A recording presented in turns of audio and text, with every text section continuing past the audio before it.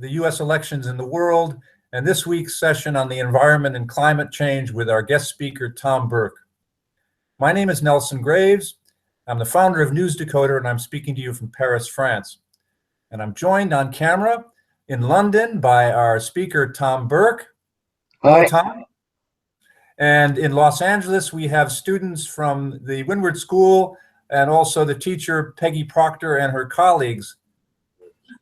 Hello, California.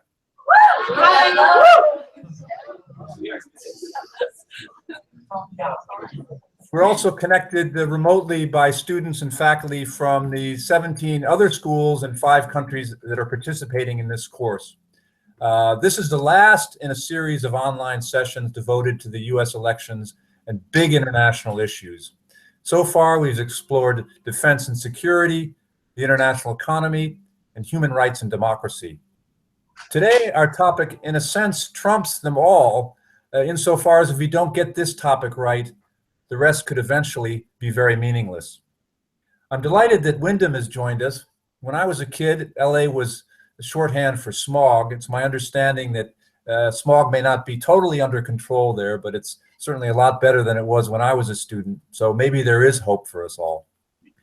Before I introduce the speaker, just a word on the session. We want these sessions and this session to be as interactive as possible. And for that purpose, we have a chat room for those who are connecting remotely, and we encourage you to use it to ask questions or make comments at any time. We expect the session to last around 50 to 55 minutes. Now let's get going. We're very honored today to have as our guest speaker one of the world's foremost environmentalists, a man who's helped shape the ecology debate in the public and private spheres for more than 4 decades. Tom Burke is chairman and founding director of the environmental think tank, Third Generation Environmentalism. He's an environmental policy advisor to the huge British-Australian multinational Rio Tinto, which is one of the largest metals and mining corporations in the world.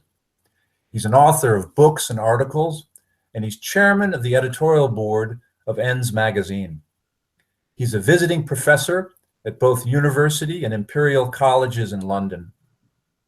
He played a fundamental role in creating the European Environmental Bureau, which is Europe's largest coalition of grassroots environmental organizations.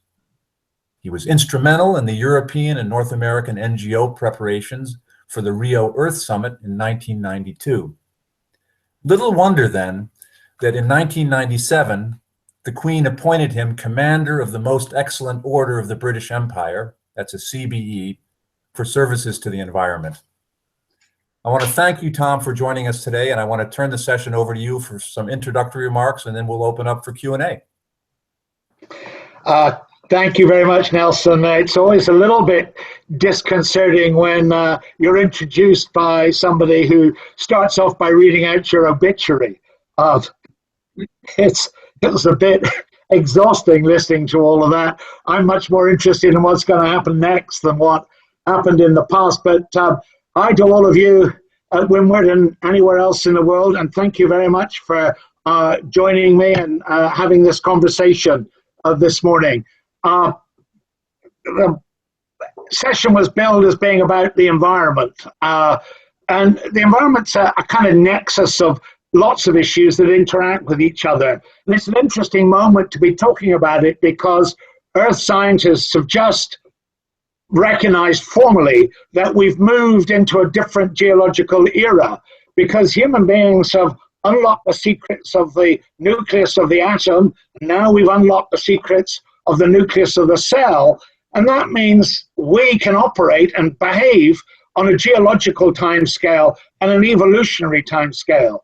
So what happens, the fate of the earth really is in our hands because we now have the power to change that fate in a way no other period of history, no other generations in history have ever had. So it's something, a kind of an interesting moment to think about that and to think about all of those different issues that interact with each other.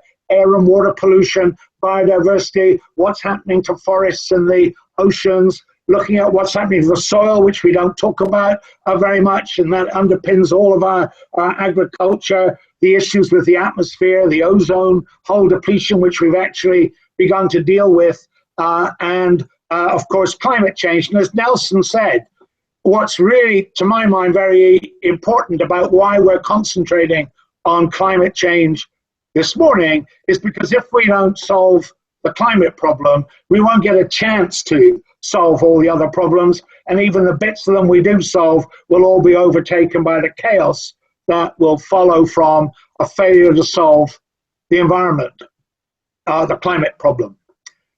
And I want to set that a little bit in the context of, well, what does that mean for government? Where does climate change fit in relation to what government is supposed to do, what government is there for? Because we don't often think about that.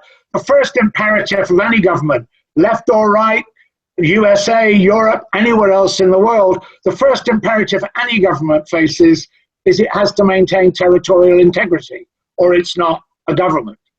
The second imperative is it has to maintain internal security. If you can't maintain internal security, as we've seen in Libya or we're seeing in Syria, you can't maintain territorial integrity.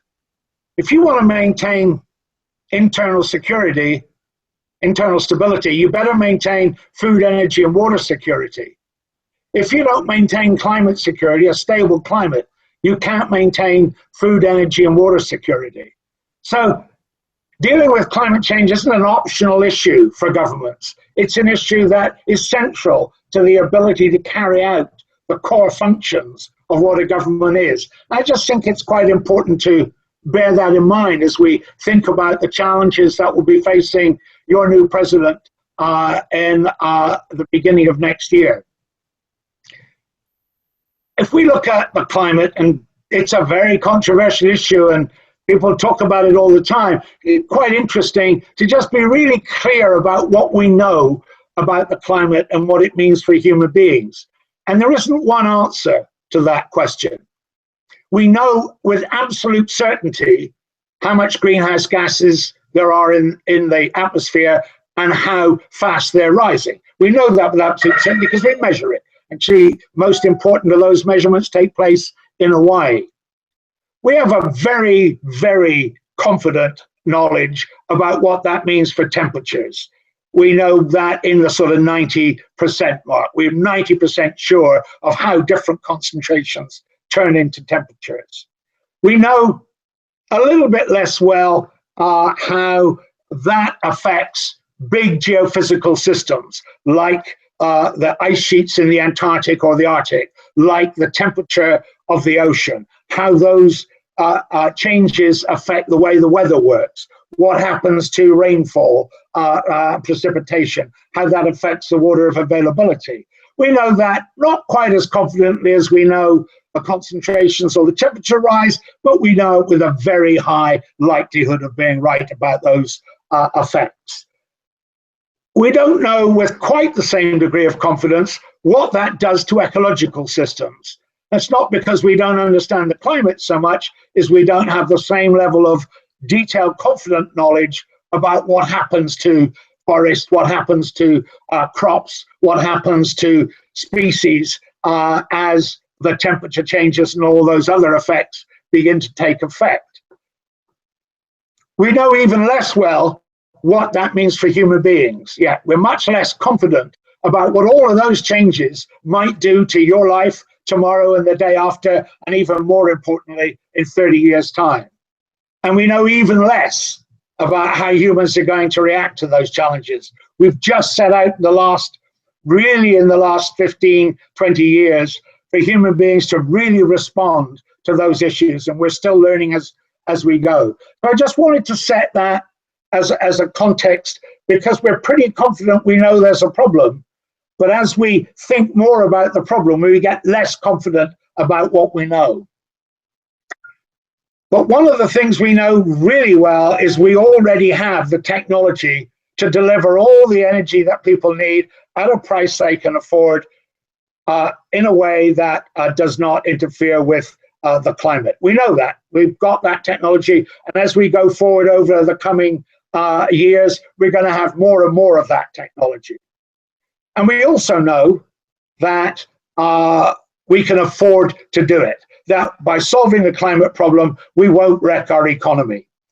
what we have to spend in additional to use low carbon technologies, we'll save by not having to find oil and gas and coal and develop those resources. So we know we won't damage our economy, but we will change very fundamentally the pattern of winners and losers in society. And that makes this a very difficult problem politically to deal with, because we have to think not just how do you adjust the way we live, the way we find our energy, the way we deliver it to people, but we also have to think about what does that mean for the communities in which people who are involved in providing energy for us, where they live, and how are we going to deal with them. And that's where most of the problems in deploying the technologies we have, we know about to make the climate safe, that's where most of the problems are going to arise. So this is a problem steaming right down the track directly towards the incoming president of the United States, whoever that might be.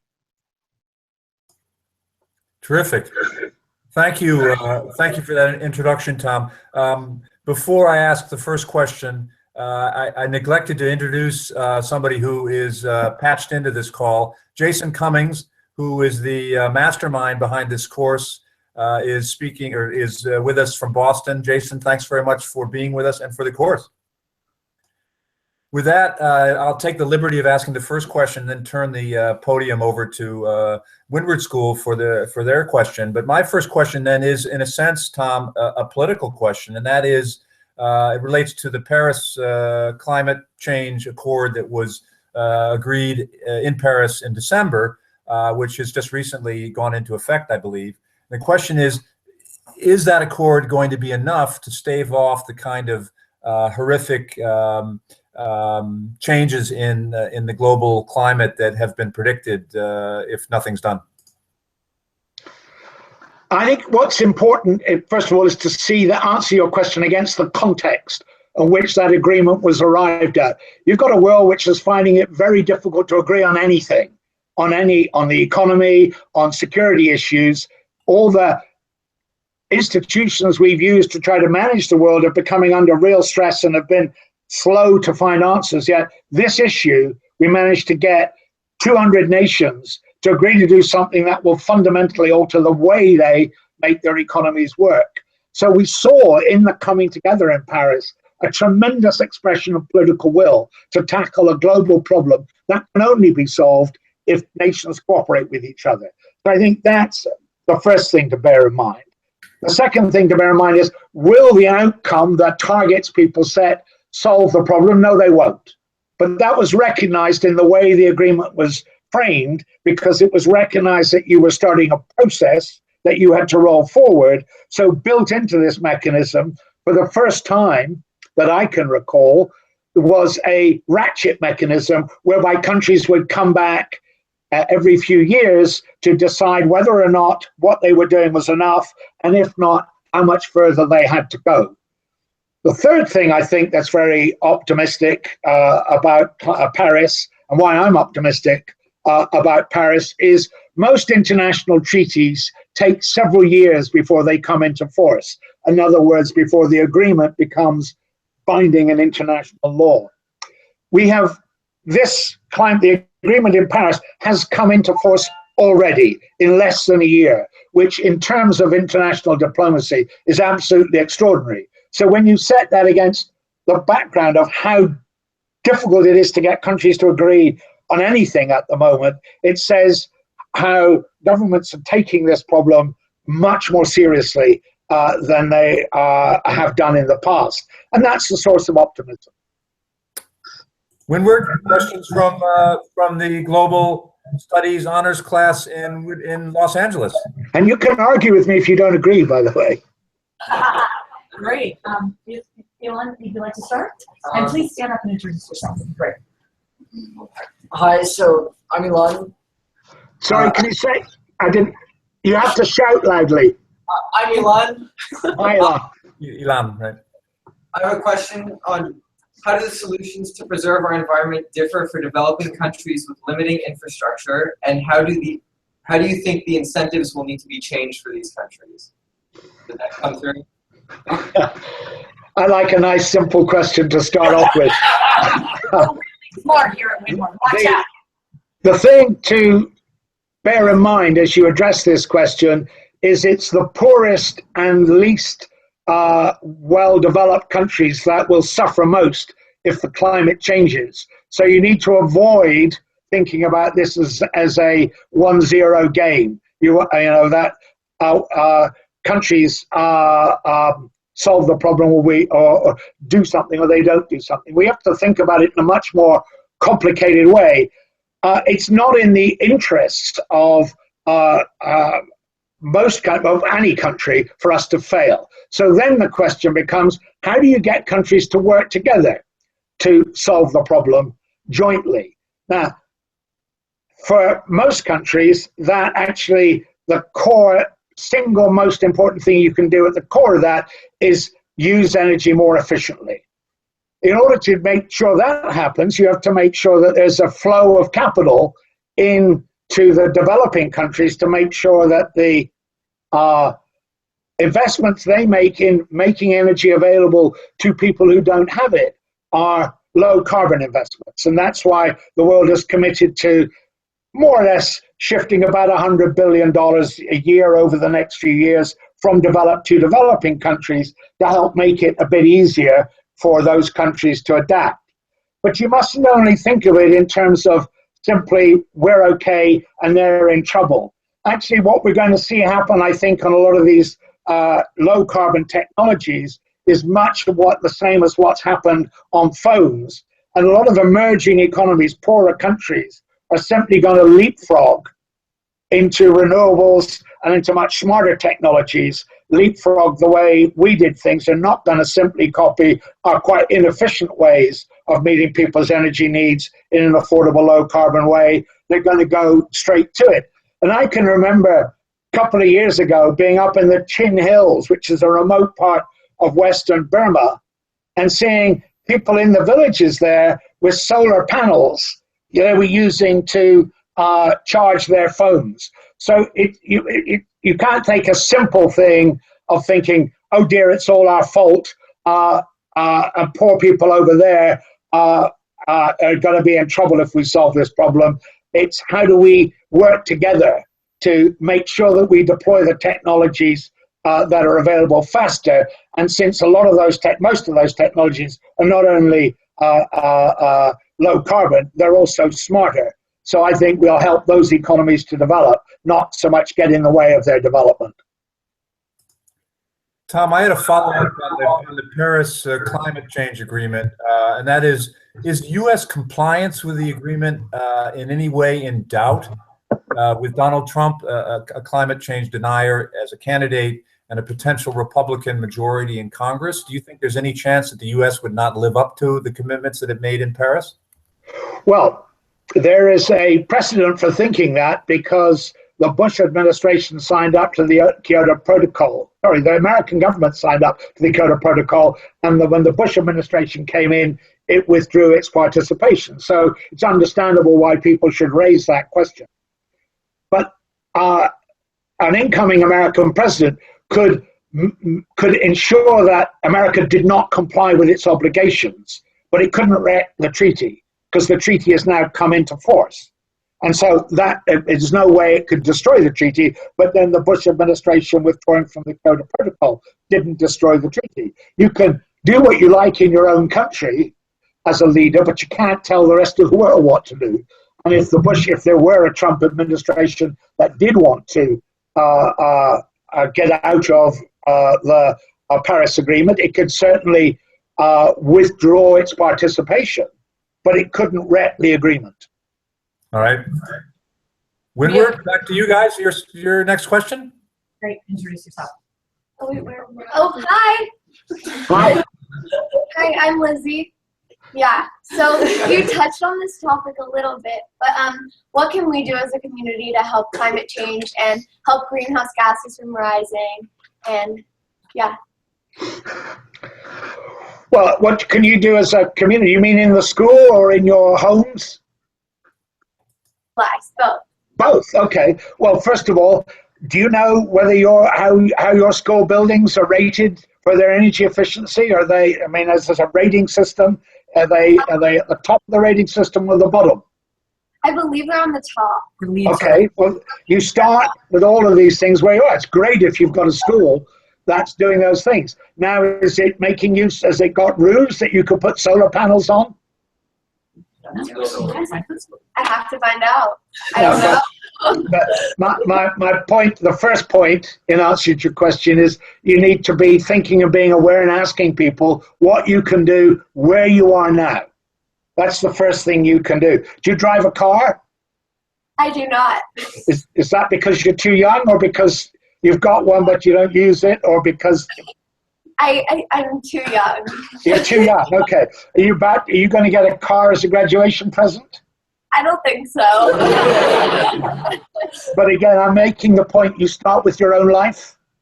Okay? If any of you are going to get cars, you've got parents who will give you cars, make sure they're electric vehicles or they're low emission vehicles. Then what's going on in your neighborhood? And are there schemes in your neighborhood to help you improve energy efficiency of your houses? Are there schemes to make sure you can work together to make use of solar power, renewable energy? Governments everywhere, and I don't know what's happening in LA, but California is a real leader in this sort of transition under Governor Brown. So are there opportunities for you to get investments going in your communities to make use of things that are policies that are being done in California to help your community do its bit? And then what are you going to do with your life? What's your career going to be? Can you take a career and have a career where you do something with your whole life to tackle these problems? I don't know. Good things to think about. No, these are your choices, not mine.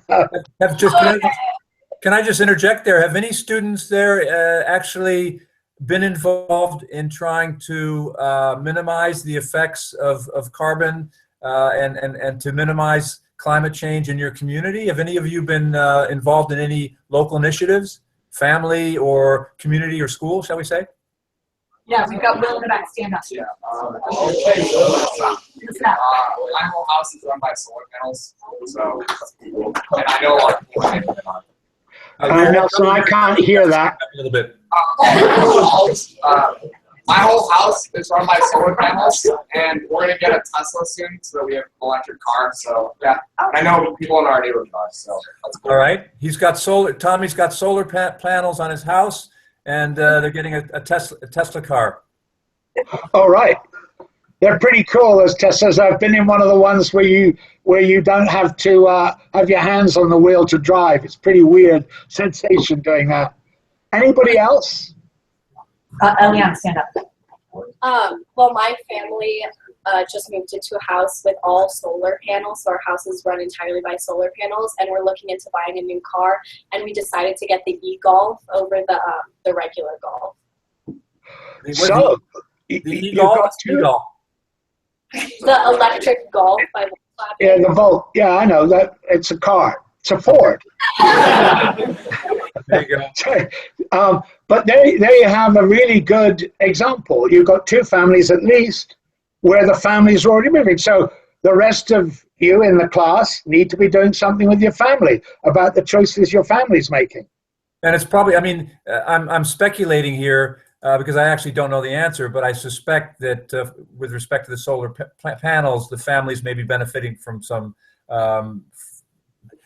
sort of either tax deduction or some sort of subsidy, which would have been decided by the by either the local government or the state government or maybe even the federal. I don't know, but the point being that an awareness of the types of credits and subsidies that can be available can be a real motivator to take decisions that can help the environment. Actually, so just understanding what's going on by way of support for these moves is important. Don't you think, Tom?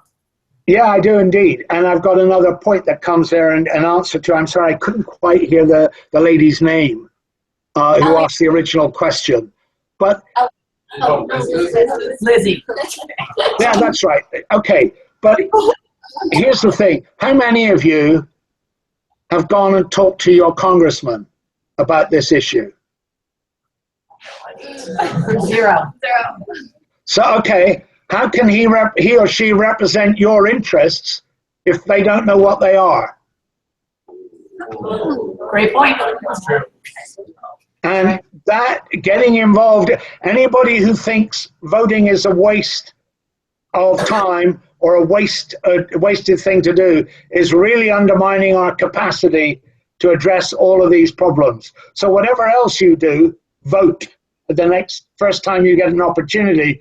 And in the meantime, go and talk to your congressman or your local state representatives about what it is they need to be doing now if they want to get your vote when you're old enough to vote.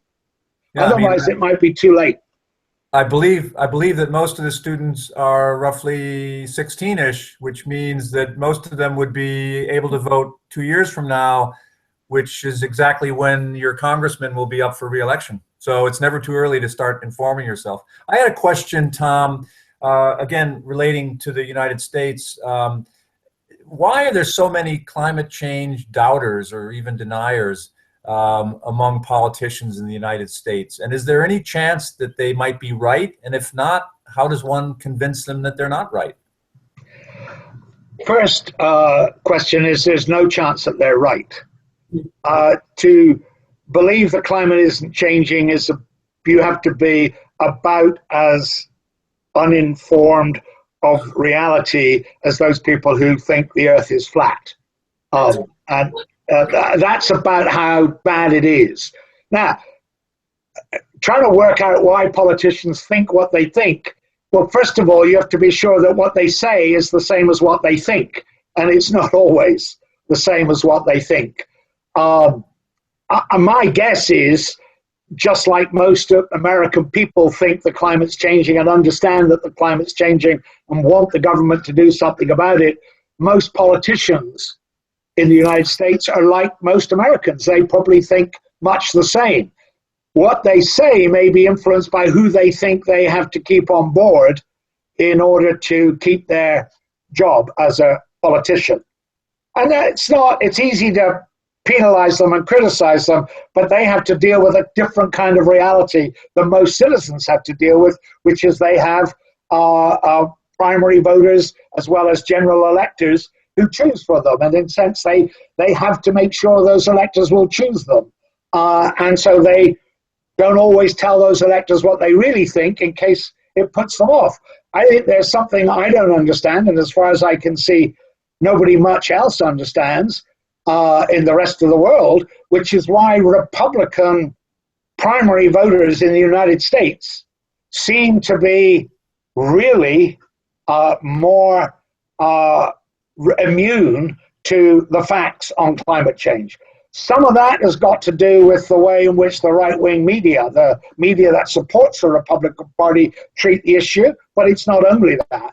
And I think you have to look not so much to a scientist or a policy advocate as to anthropologists if you want to understand what's going on there, because I think it's probably rooted more in the culture and in understanding your culture than in anything else. And it's much more important, I mean, in a sense, than fighting that or trying to change that. The first thing you have to do is understand it. And don't automatically assume that because people are climate deniers, they're bad people. Some of them might be, but not all of them. Speaking of the culture, maybe in the United States, it goes back to a sense of manifest destiny and having been granted this huge resource in the United States to be able to exploit and to use. Going back to Windward, any questions following up there? Yeah. Hi, my name is Jack. Hi, Jack. I have a question about the population, and there are about 350,000 babies born a day, and it's like a steady rate for overpopulation. And what is our answer, and how can we help the issue? So this is more, well, population, which relates to climate, I suppose. Yeah, fair question. Yep. Tom? I think that's exactly right. I mean, just to set that in context, I was born into a world in which there were 2.5 billion people on the planet. Now, in a single lifetime, I'm living in a world which is pretty much going to have 8 billion people on the planet before I die. There is no change as dramatic as that change in the whole of human history. And that has enormous effects. But I don't think you can think about this issue just in terms of numbers of people. You've also got to think of it in terms of what are those people doing? And so can you support a population of 8 billion people using coal, oil, and gas for their energy? Absolutely not. There is no way that we can, I think, live in a planet in which 8 billion people are doing that. Could you support a planet? Could a planet support 8 billion people, all of whom are using energy efficiency, renewables to deliver their energy? Yes, you could. So, and is that possible? Yes, it is possible. So you have to see the equation as being a complex equation, not just a numbers equation. Secondly, I think, and what's important, is actually we've done an enormous amount over the last 40 years to cap that problem. Fertility rates are down everywhere. And interestingly, whether you're in a rich country or a poor country, fertility rates have come down. Fertility rates have come down in all kinds of different cultures. So it's not only in Western cultures or Asian cultures or Muslim cultures. They've come down across the board. And there's an absolutely key lesson that if you want to stop the population going exponentially, the best thing you can do is educate women and girls about fertility and their own control of their own bodies. And that has done an enormous amount of work. We did too little of it too late, so there's still an overhang. But sometime this century, the population will peak.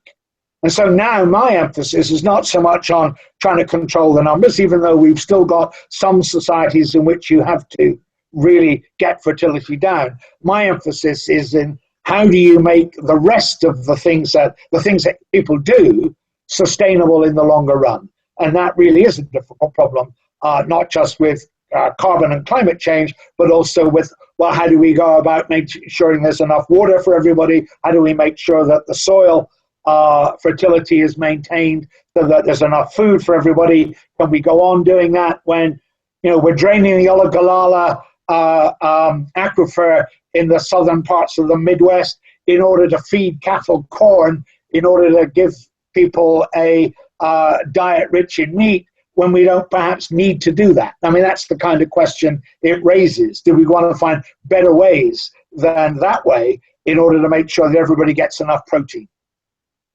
Let's keep the focus squarely on people then. Tom, could you just say a word on the implications that continued global warming might have on global health issues? There are many dimensions in which global warming will help health, from things simply like, as we get into, in some parts of the world, temperatures that go up to 30, 40 degrees in the open, degrees Celsius, then it will be just very difficult for people to work outdoors. 50 degrees came almost close in parts of Saudi Arabia this year. At those temperatures, nobody can really work outside. So you begin to affect heat stress on people directly and how they can work. In urban areas, we've already seen big temperature spikes that have caused lots of heat-related deaths, particularly amongst older people, because the stress of additional heat just, not on its own, but in combination with other stresses, pushes you past a tipping point, and so the system collapses, i.e. people die. So you've seen those sort of effects. Then you see effects that are direct in terms of temperatures changing where pathogens appear. So mosquitoes, for instance, are moving north as temperatures rise, and therefore the boundary of the tropics moves north. You're seeing mosquitoes move into places they didn't exist before, or they're moving to altitudes where they didn't exist before, and they carry with them different species. Some species, like things like the Zika virus, but also malaria, dengue fever, yellow fever. So you're exposing people to a range of pathogens that they haven't had to deal with before, and that has an effect on their health. And then you have indirect effects because of creating things like pushing up the price of food, because productivity for lots of crops declines as temperature rises. And so over time, that pushes up the price or the availability of food. When there was a very, very hot summer in Russia a few years ago, Russia stopped exporting wheat. Well, imagine what would happen in the rest of the world to the price of wheat or corn if for some reason, some meteorological reason driven by climate change, the US had to stop exporting the breadbasket of the world. Now that has an effect because particularly for marginal people, it makes nutrition, adequate nutrition, difficult to get. The same with effects on water. That can have these indirect effects by making it harder for people to obtain the things they need to live. So for poor people in water-stressed areas, getting enough water to maintain basic hygiene, for instance, is the kind of impact on health that this will have. It's not all obvious. You have to look a bit, but there are now quite a lot of quite good studies beginning to make it really clear that this will have quite a changing climate will have quite a big impact on health. Back to not a good one, by the way. Yes, none of that sounded very positive, I must say. Yeah. Windward? You got a question? Hi, I'm Ella. Hi. Hi. Do you believe that saving the environment is actually possible, considering the debt level and the unsuccessful measures that have been previously taken? Well, I think your phone heard that better than I did. Oh, yeah. It's coming up. Thank you. Hi. Hi. Do you believe that saving the environment is actually possible, considering the debt level and the unsuccessful measures that have been previously taken, or are we too far deep in this environmental crisis? No, we're not too far gone to solve the problems. I think we can solve all of the problems, but we are going to have to learn to work together and work together politically much better than we've done in the past. I think we have enormous technological and scientific resources available to us to allow us to find solutions to almost all of the problems. Now, will that world be a better or worse world than we've got now? I don't know. It may be very difficult, for instance, to maintain all the megafauna in that world. But are we going to be able to retain enough for human beings to have decent lives? Yes, I believe we are. The challenge is not the technology or indeed the economics. The challenge is how do we agree to use the science we have, to use the technology we have in ways which allow people to live decent lives affordably. And that's a really big political challenge. And I don't think any of our conventional or orthodox approaches to politics have really taken this on board yet. I don't think there's anything wrong with the public, voters, if you like, but voters can only choose what's presented to them as a choice. And I don't think the kind of choice you've just outlined, and I think it's exactly the right choice, but I don't think there's anybody much yet amongst our political leaders presenting that choice clearly to people. And it matters a lot more, of course, to people of your age than it does to the age of most of the people who are amongst our political leadership. Which is why I stress the point of how important it is for you to go and talk to them right now and not wait till you've got that age to vote. But I don't have any doubts about the amount of knowledge and technology that we have. So if you like, I'm not like a wild-eyed optimist analytically about our chances of getting there, but I'm enormously optimistic about our abilities to solve these problems. Windward, what do you think of that answer? It's a good answer. Yeah. Ella likes it. Another question, if you'll take it. Sure, absolutely. Leah, you want to come up?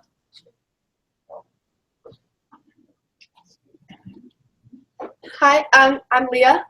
Hi, Leah. Many people talk about how climate change is affecting humans, but in Al Gore's TED Talk on climate change, he says we're in danger of losing 50% of all the living species on Earth by the end of this century. But change is a slow process. What are some of your suggestions of ways we could prevent this from happening in a more direct way before it's too late?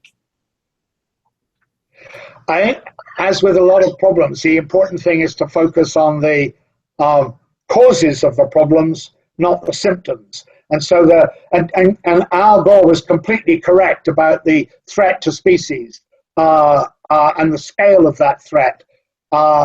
Whether you look in the oceans, where the acidification of the oceans from carbon dioxide is making life much more difficult to maintain the productivity of that food chain, which means all the species which rely on that food chain are potentially at threat, or whether you're looking at forests and at climate change drying out forests or drying out streams, there are loads and loads of ways in which Al Gore was absolutely right about the scale of the threat. Now, people get very wound up about, saving tigers or saving whales, and they're right to, and it's right to do what you can to save those species. And that's a perfectly legitimate role, to do what you can to save an individual species that you care about, that matters to you. But if you really want to address the underlying problem, then what you need to do is stop us changing the climate. And that's what I've been outlining to you through this morning, the kind of things you need to do that. We can deliver all of the energy people need without putting carbon into the atmosphere. We have the technologies to do that now. So you have to find a way, if you want to join in yourself, you have to find the way you can do something about reducing how much carbon we put into the environment, because that's what you can do right now. And we discussed that a bit earlier, what you can do in the school or your family or your community. And then you have to decide whether, Leah, if that's an issue that really is centrally important to you, what are the skills you need to have? What are the competences you need to have if you want to contribute more broadly and in the longer term? So what does that mean you're looking for from your education? What do you want to do at college? What do you do beyond college?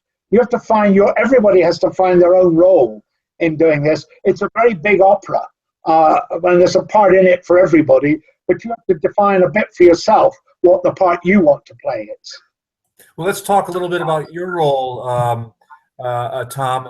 You're an advisor to Rio Tinto, which is one of the world's biggest metals and mining corporations. What is your role as an advisor? What do you tell them to do and not to do when it comes to the environment and climate change? My role is straightforward, and that's to be really direct about what I believe matters to them, and why the issues I'm concerned about matter to them, why climate change matters to them. So, for instance, with Rio Tinto, I explained to them quite a while ago why it would be maybe a good idea to get out of their coal business some years ago. Now, the fact you give people good advice doesn't mean it gets taken. Did they Sorry? Did they get out of coal? No, they didn't. And I think they've made a mistake, because I think they've gone past the point at which, in a sense, for their shareholders, they could have got the most value for that. Because I think the world has now recognized it's time to get out of coal. So there's an old saying about this: you speak truth to power.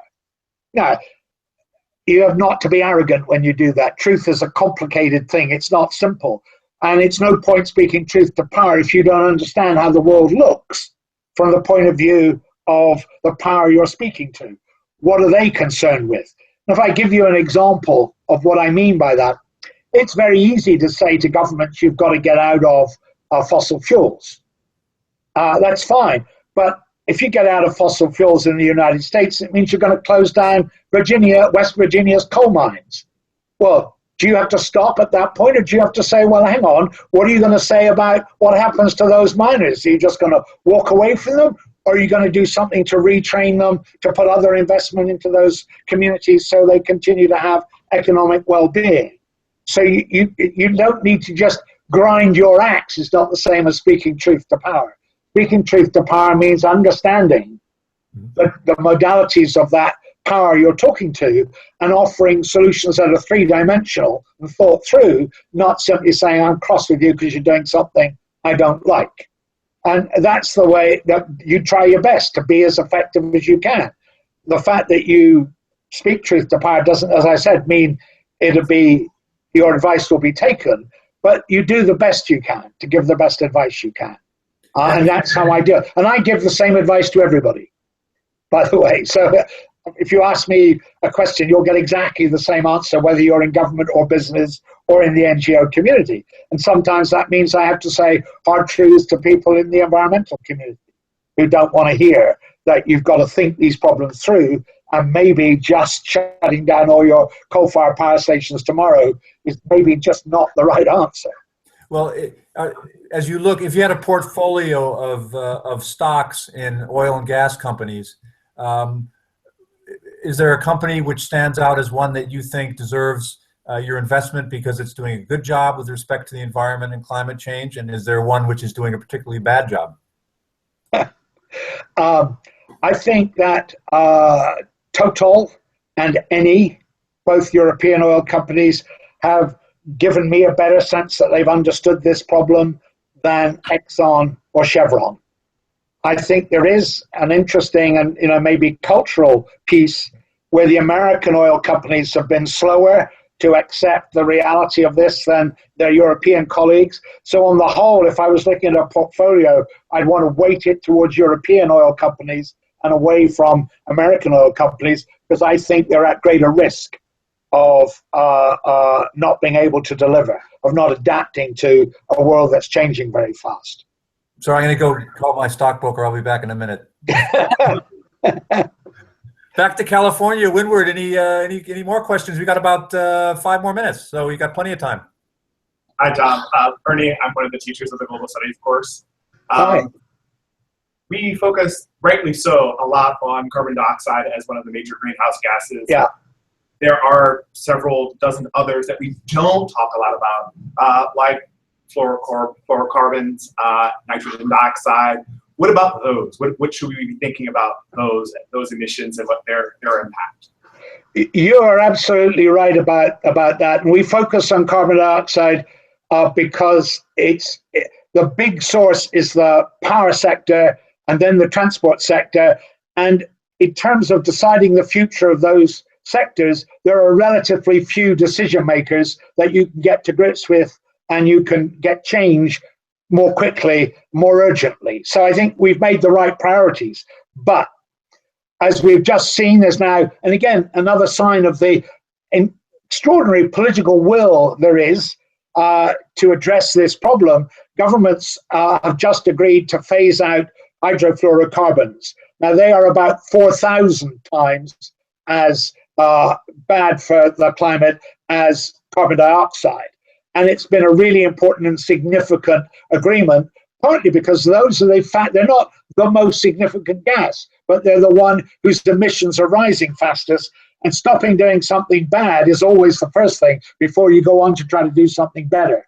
So you're absolutely right to pick that up. And the one area that's most difficult that we really haven't begun to think properly about was one I referred to obliquely earlier, and that's really agriculture. And we have not really come to grips with the fact that there are so many animals on the planet who emit huge quantities of methane. Now, methane is worse for the climate than carbon dioxide. Fortunately, it's shorter lived in the atmosphere. But the way we've gone about livestock management, which is what I was referring to in Texas, is also very bad for the climate because it leads to an increase in those greenhouse gases. The greenhouse gas methane. And so getting to grips, if you're looking for a career as a sort of scientist and policymaker, and you're looking for a problem that's really wicked, that nobody's really got their teeth around yet, that's a great problem to devote the best of your mind to solving. Nobody's really broken through on how we deal with that problem. It's not enough simply to say people should give up eating meat. That really is not. It's great for making you feel better, but it's not actually a solution. Are there certain types of animals, Tom, that produce more methane than others? Well, there are, but the ones that matter are the ones we produce lots of, which are sheep and cows. Sheep and cows. Sheep and cows, predominantly. They're the ones. I've forgotten the numbers, but there were about 4 or 5 million people in New Zealand and about 35 million sheep. Yeah. I don't know the numbers for the United States, but there'll be a lot more cows than people think. Speaking of fluorocarbons, I believe that in recent days there was an agreement reached in That's right. Rwanda to phase out hydrofluorocarbons, HFCs, that are widely used in refrigerators, air conditioning, and aerosol sprays. Is this an ambitious agreement, and is it as far-reaching as some people say it is? In a way, whatever agreements you get are not enough, and we need to do more. There's no doubt about that. What's really important about this agreement is that these are the most aggressive and greenhouse gases, and they're the ones that are whose concentration is going up fastest. So we've started a process. Now, what we've found with carbon dioxide is that most countries make cautious commitments of what they're going to do because they're nervous about the effects on the economics. And they find that they get there a lot faster. Actually, that happened with sulfur dioxide just as a pollutant in the United States. There was big debate about acid rain in the 70s and 80s, lots of opposition from industry about efforts to get sulfur dioxide out of the atmosphere and actually out of the ground, falling out of the atmosphere. And regulations were set and everybody complained about how they were going to wreck the economy. They didn't wreck the economy, and actually the emissions went down faster than the regulations were required, very often because once the market gets the signal which way technology is going, lots of people see that as an opportunity and put their mind to how do they take advantage of that opportunity. So you get governments and markets working together, which is why you need to have tough regulations because they encourage innovation.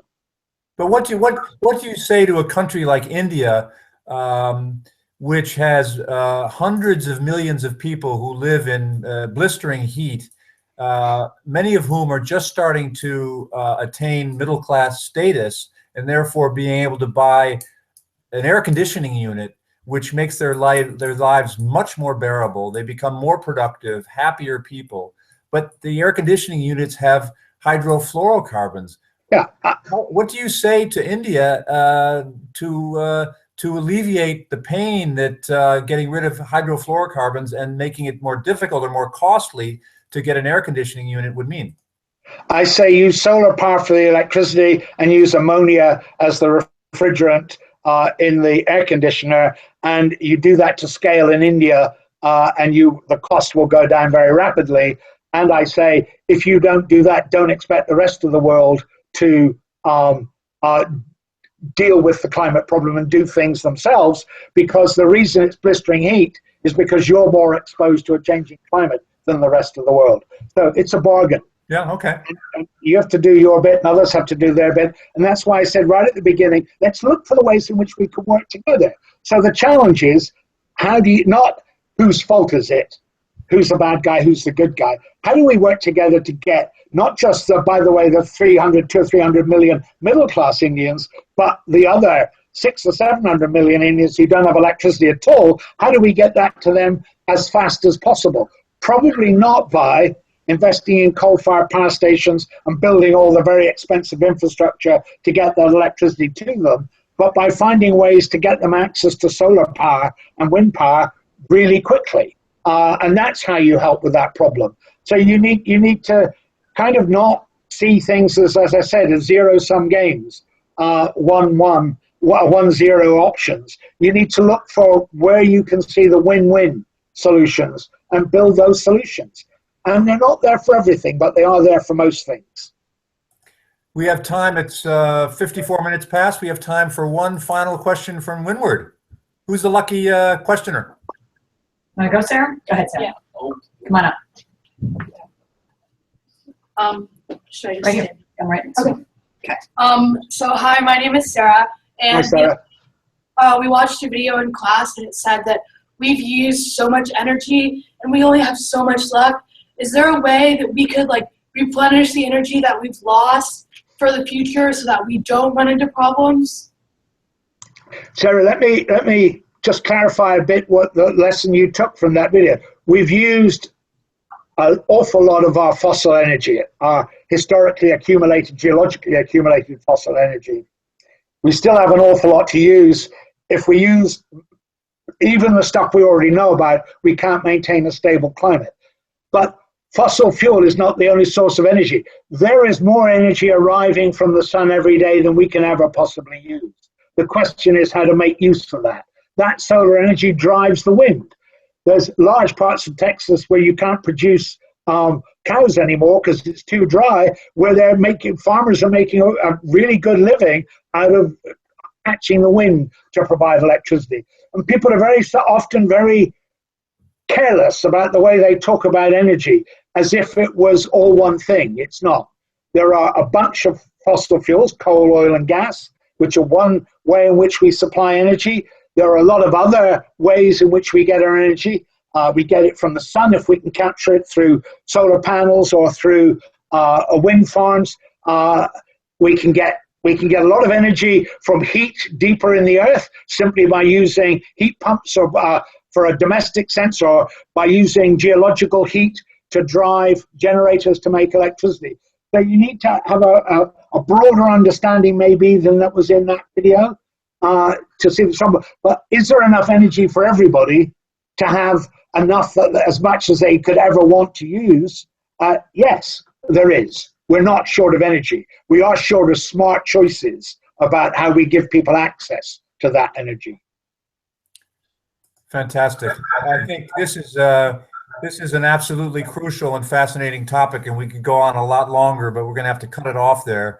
The discussion will carry on, by the way, in this discussion forum inside the Global Online Academy's website. So students in the classroom there and connected remotely will have an opportunity to interact with you, Tom, over the next 3 days. But I want to thank you for setting aside time today from a very busy schedule of teaching, writing, advising, to be with us and to share your thoughts and your optimism. Personally, I'm thrilled to hear somebody who's been involved in this for as long as you have been, and to have understood, who understands it as deeply as you do, yet to still be optimistic when we hear so much pessimism. And I think that's a very important thing for us to hear. I want to thank the students and the faculty at Windward School and in LA for taking time out from your day early in the day there. And I want to thank Jason for being on the call today, but more importantly for the course, which is wrapping up this week. It's been a great pleasure for me to be part of this course, and I've learned a lot, and I hope the students and faculty have learned as well. So with that, we'll give our final thanks to Tom. Thank you very much, and wish everybody all the best for the rest of the day. Thank you. Cheers. Cheers.